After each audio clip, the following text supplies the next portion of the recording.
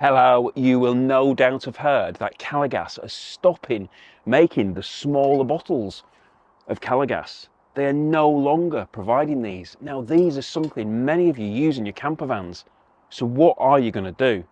Today, I've got some options. Now, what Calor Gas are actually saying is you can exchange it for a bigger bottle, but that is where you're meant to put it. It isn't going to fit in there, so we need to come up with something else. And there are a couple of different variations, some different choices which you can make to actually make your gas system work. This is not an option which many people in a camper van are going to be able to take the offer of. It just doesn't fit in the locker which you do need to be able to store a gas bottle in your van. Campingaz is an option, and an option which a lot of people are recommending at the moment. But I have actually heard from several different sources, probably 3 or 4 different sources, that actually Campingaz small bottles, the 907s, the ones which you do find in some of the campervan conversions, are also going to be discontinued. Now, this is just a rumour at the moment. I've not actually seen anything as official is concerned. But the problem is, with the actual connection of it, it doesn't actually meet regulation. And they've asked Campingaz to change this connector, but as Campingaz is absolutely massive in Europe, and Europe's not got a problem with it, they're very reluctant to change it, so I can't see them doing so. So does that mean in the future that Campingaz is no longer going to be available in the UK? If it is, that could be another problem for many. There's also a secondary problem with the Campingaz. Now, Campingaz is actually butane, and along with it being in a smaller canister, the 2.75 kilogram, so you don't actually get a lot of it, it's not very good for the colder temperatures.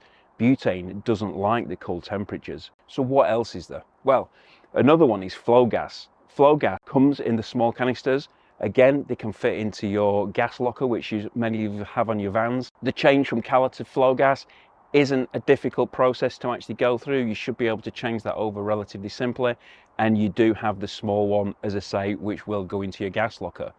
The only problem with this is it isn't as regularly available, it isn't easily as accessible as it is with the Calor Gas, so you might have to drive a little bit further to find it, but that is something which many people do seem to be jumping on and actually going for that. But another option, something which we are now seeing more and more in a lot of the newer conversions, is actually an underslung tank. Now firstly, this does actually give you quite a bit of extra space, because as you can see here, we've got the gas locker underneath the rib bed. Yes, this is quite a decent specification.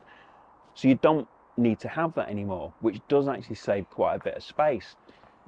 Yeah, it is relatively a small area, but when you're talking about a VW transporter, they are small vehicles, and space, really, it is a commodity which you do need more of. And by taking away that and putting it underneath the actual van itself, it does free up that space, so you can carry around a lot more of your essentials or non-essentials which you might wish to take with you. You've also removed the issue of potentially travelling in the much colder temperatures, where some of the other options which are available do not cope with. Now, LPG is far better at the colder temperatures and can operate down to real extremes, which, let's face it, most of us are never really going to encounter. But you shouldn't have any problems with the colder temperatures with the LPG tank. Another benefit of the underslung tank is you don't have any concerns about how much have I got left. You don't have to be doing the, oh, I think I might have another 3 days worth. You're not going to have those problems, because it actually comes with a gauge inside where you can actually see what the level of your tank is, how much gas you've actually got in there. So you don't have to rely on gas work anymore, or as what some people do, actually carry around more than one portable gas cylinder, which really isn't very helpful when you've got the limited space of a transporter. So remove the gas work. Don't have that, is it going to run out? You know what the level is, you can top up before you go on your journey. Nothing worse than cooking your bacon butties in the morning and running out of gas and having nowhere around you to actually go and get a new bottle. It's a good thing to have, always knowing how much fuel you've got left in your tank. Plus the actual cost of purchasing the actual gas. It is much cheaper to fill up your underslung tank than it is to get a replacement gas bottle. So you're actually going to be saving money on the gas which you're going to be using. Something else which is really good, and personally for me really helpful, is an external barbecue point can actually be put in on your van. So you can actually have that external port. So if you want to be cooking at the side of your van or potentially under your tailgate or wherever it is, so you're not getting all those horrible smells in the back of your van, you can actually just hook up your appliance, probably a Kadak, love them, love the Kadak, pop it outside the van and do your cooking out there. Really good. I do like that idea. So why shouldn't you have an underslung tank? Well, a lot of people are concerned about the safety of them.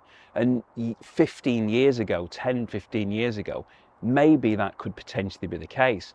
But things have improved. Technologies have improved so much over recent years, as it has with everything else. You need to make sure that your tank is manufactured and installed by a reputable person, working in accordance with the NCC Code of Practice, which was set out in 2011, and the actual tank which is being installed is to European standards.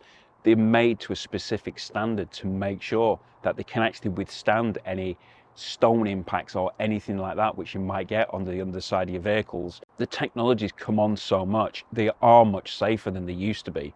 And it is actually advisable that you do have these serviced every 12 months, have them inspected, make sure that everything is working fine. So that is potentially an additional cost. But realistically, with a camper van having a gas insulation in there and your electrics with all the moving cables, because you've got a moving vehicle, you really should be having an inspection in your van every 12 months anyway, making sure that it is actually safe for purpose. The worst thing you want to happen is a safety issue to occur and you to have a problem when you're actually sleeping in it with your family. You don't want that. So having them regular serviced for any aspect of the van really is a good idea, but it is potentially an additional cost. And cost is another factor. It is going to cost you more to actually have an underslung tank put into your van rather than just a removable portable cylinder. But with space being such a precious commodity on a transporter, is that extra cost actually worth it? And with the LPG underneath your van, you can actually have installed a heater which doesn't run on your diesel. So you can actually have the LPG powering your heater for your van, and also potentially a water boiler. So you can actually have a hot water shower on the back of your van and to be able to wash your pots with. Some of these are really good benefits, which I find actually quite good. Now, removing that tank and having that space is one of the big benefits, and it's one of the positives which a lot of people are seeing at the moment when they're buying a new van. But perhaps that's it. Perhaps this is something for you to think about when you're buying a new van. The cost of actually replacing your existing system on your existing van, removing your diesel heater, which you've paid good money for, removing the gas insulation, which you've obviously had installed there. Maybe the cost might be prohibitive. You might think, actually, no, I am going to go with Flogas and try and find a supplier for the Flogas system. But if you're buying a new van, if you're speccing a brand new yourself, then maybe it's something which you might want to consider. And speaking of costs for campervan conversions, I did do a video here which can look at some of the larger items of converting your van and how much it's going to cost. Do have a look at that here. For now, take care, and I hope to see you soon. Thanks for watching.